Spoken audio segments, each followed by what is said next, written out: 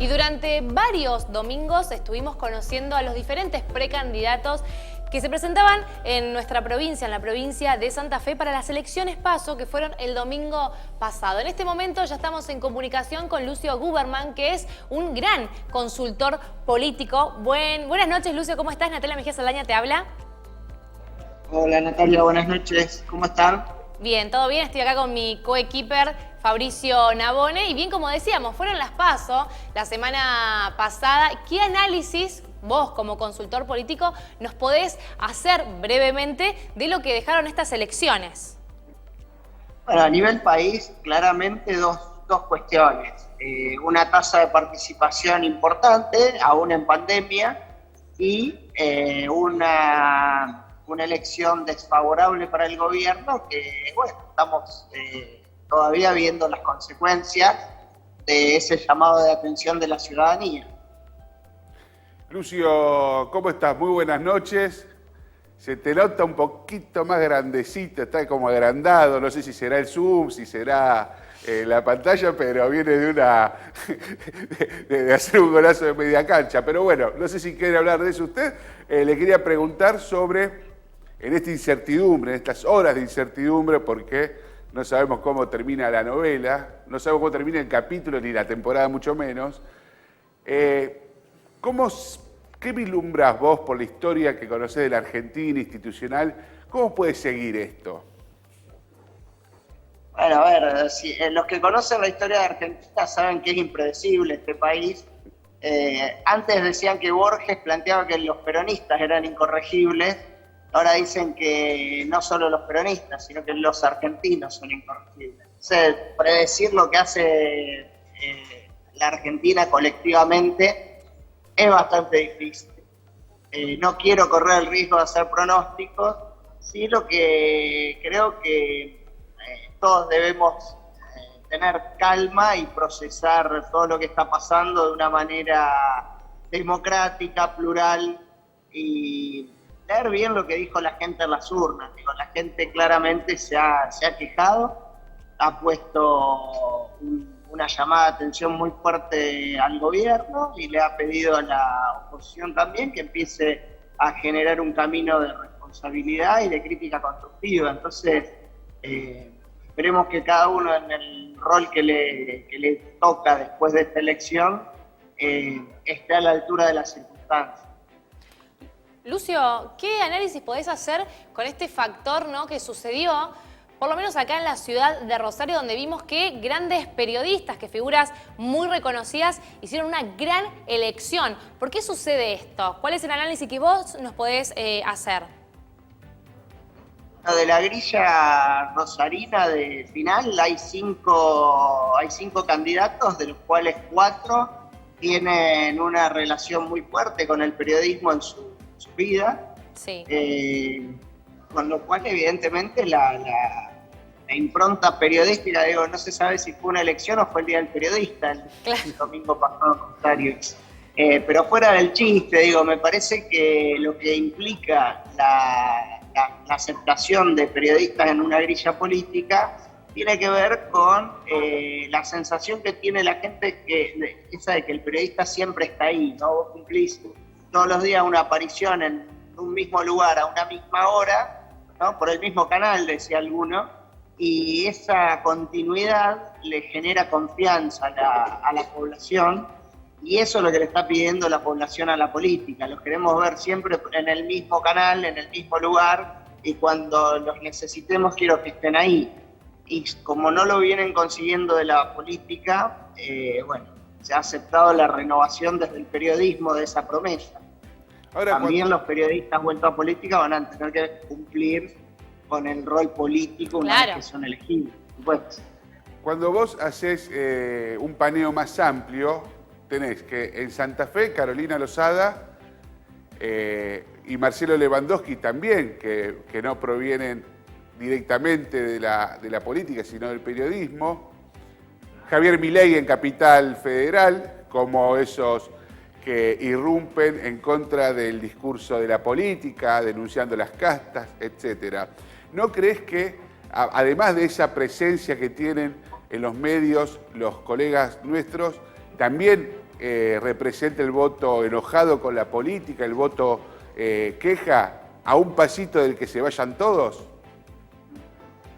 Sí, a ver, la verdad es que uno podría considerar que la gente esté aún más enojada con la política de lo que parece haber estado, porque hace más de un año y medio que estamos asolados por la pandemia, que tiene además de las consecuencias difíciles en términos de circulación, de encierro, etcétera, tienen consecuencias económicas. O sea, mucha gente ha perdido el trabajo o ha bajado muchísimo sus ingresos. El malestar, sobre todo, agregarle inflación, agregarle inseguridad, la verdad que el contexto para la política es de pésimo a peor todavía. Entonces, la verdad es que, por un lado, todas estas expresiones, como vos planteabas, del antipolítico, de la renovación de la política, han tenido lugar, pero la verdad es que comparado con el que se vayan todos que vos mencionabas, 2001, 2003, el voto en positivo y el voto afirmativo y la participación electoral fueron considerables, con lo cual, digo, me parece que había margen para un mayor enojo de la población, que por suerte se ha canalizado más bien en opciones electorales concretas con periodistas, pero al final siempre buscándole la resolución positiva a la bronca, a la resignación, a la indignación en muchos ciudadanos. Lucio, ¿crees que es para estas elecciones que siguen, ¿no? De cara acá a noviembre, ¿va a ir más gente a votar? No, es bastante probable, creo que, a ver, en las últimas elecciones hemos tenido siempre una recuperación de votantes del lado de Juntos por el Cambio, sí, que hace presuponer que ahora intenten lo mismo, y en esta ocasión al gobierno nacional le hace falta movilizar a su electorado, que claramente fue menor que en el 2019, con lo cual si los indicadores pandémicos siguen en mejoría y se dan estos dos esfuerzos de movilización de los dos sectores mayores de la oferta política, lo que es esperable es que aumente la tasa de participación el 14 de noviembre respecto del 12 de septiembre pasado. Bien. Lucio, ¿cuánto influyó en este resultado en las PASOs la famosa foto, el festejo de cumpleaños de Fabiola en la Quinta de Olivos en medio de la pandemia? No sé si es cuantificable, pero ¿qué análisis es al respecto? Yo hago un análisis en el que le doy una incidencia alta a la foto, sobre todo la desmovilización, la deserción, la frustración del electorado afín al gobierno. En varias ocasiones me han dicho, bueno, pero pesa más que la inflación. Yo lo que digo es, las últimas encuestas antes de la foto de Olivos, del cumpleaños de Fabiola en Olivos, venían mostrando una recuperación del gobierno.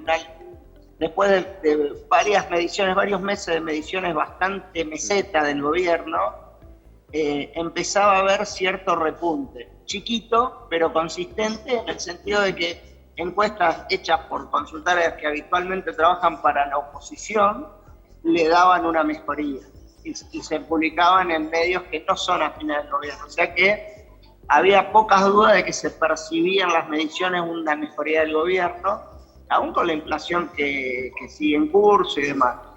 Pero cuando sale la foto del cumpleaños y se arma todo el escándalo consiguiente, empieza a bajar otra vez el gobierno. Por lo cual yo creo que la foto del gobierno no solo le corta una recuperación incipiente, sino que le deja un perfil final de presentación ante el electorado muy negativo a Alberto Fernández, y eso contagia de alguna manera la imagen de los candidatos oficialistas en todos los distritos del país.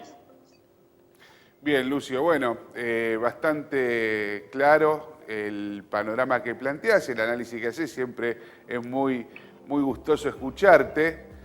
Yo no sé si queda alguna otra cuestión por preguntarle. Bueno, la sorpresa de Carolina Lozada, me parece que también te podrías referir a ello, ¿no?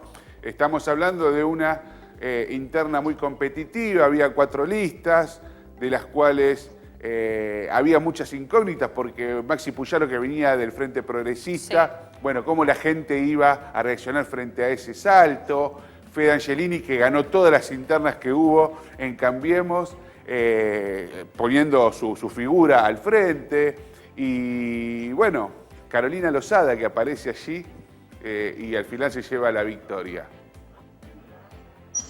Bueno, a ver, lo que tengo para decir 2 cosas. Una, continuidad de esto que veníamos conversando. Me parece que Lozada expresó en buena medida la promesa esa de renovación de la política con figuras nuevas, que se dio muy fuerte en Juntos por el Cambio, y en el caso de Lozada era muy, muy interesante como, digamos, su renovación, no solo, digamos, hasta algunas cosas que decían sus adversarios en contra de ella, como que venía de Buenos Aires, terminó siendo hasta un elemento más de su condición de refrescar la política santafesina, por un lado. Y por otro lado, pensé que no es desdeñable en un momento en que la gente tiene tanto reproche a la política, encontrar una precandidata con el coraje que demostró Lozada, plantándose frente a Cristina, plantándose frente a Macri, plantándose en una competencia interna con mucha fuerza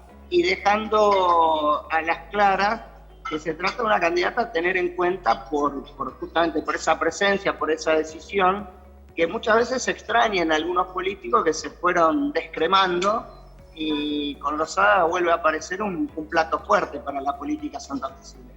¿Vos querés decir que tendría que ser llamada a la Casa Rosada para ser asesora de Alberto? Bueno, espero que Alberto lo asesoren bien, porque es lo que necesita todo el país. Lucio, agradecerte por estar esta noche con nosotros. No, un gusto como siempre, la seguimos cuando quieran. Obvio que sí, vamos a seguir contactándonos. Allí pasaba Lucio Guberman, que es, como decíamos, consultor político de cara ahora a las elecciones que se vienen en noviembre. Bueno, Fabri, vos mismo lo decías, este fenómeno Lozada, que ¿te la esperabas? No, porque la verdad que la no. tuvimos acá, Carolina, estuvo hablando. Sí. Yo creo que igual se iba a dar, a mí me parece, ¿no?, en el análisis humilde que hago, que iba a estar un poco más peleado con Federico Angelini, sí, que con Maxi exactamente. Puyaro. Y en el momento, a mí me tocó ir a cubrir el búnker de Caro Lozada, estuvimos ahí también con todo el equipo de TVR Noticias, y fue como una sorpresa para ellos mismos también, de que, bueno, Maxi iba palo a palo en ese momento y que Fede estaba quedando muy atrás. Sí, creo que 4 sorpresas fueron Juntos Sí. por el Cambio. El triunfo bien de Carolina. Sí. Eh, Que la pará, bueno, sí, Maxi hasta último momento peleando voto por voto recurrido, que estamos ahí, ¿viste? Hasta el hasta viernes, el momento, sí, claro, sí, hasta, sí, hasta el no momento hay que decían nada. esperar, pero... Lo de Maxi, bueno, fue una gran sorpresa también. Ellos dicen que no, que lo tenían medido. Una gran sorpresa fue lo de José Corral, Sí. ex intendente de la ciudad de Santa Fe, que le fue muy mal, hay que decirlo. Bueno, pero lo que lo ayudó a Carolina también fue su segundo, porque Dionisio Escarpín, hay que saber que en el norte la gente lo quiere mucho. Entonces, eso creo que a ella le sumó mucho en esa Y fue jugada que hicieron. uno de los abanderados de Vicentín, ¿no? Eh. Otro de los errores, Otro. de los errores grandes del gobierno. Pero bueno, fue una sorpresa. Estas elecciones dejaron sorpresas. Sí, sí, sí. Fue sorpresa, fue algunas irrupciones, y creo que, lo decíamos al principio, hay un denominador común, que es el enojo de la población gente, con sí, la política, sí, y lo sí. que vino después la semana siguiente termina de coronar esta agradable ciencia que es la política. Bueno, vamos a seguir debatiendo muchísimo porque, bien como decíamos, si bien pasaron las PASO, todavía nos queda todo lo que es noviembre, así que vamos a seguir conociendo y vamos a seguir informándonos con muchísimos candidatos en 52 minutos y ya volvemos.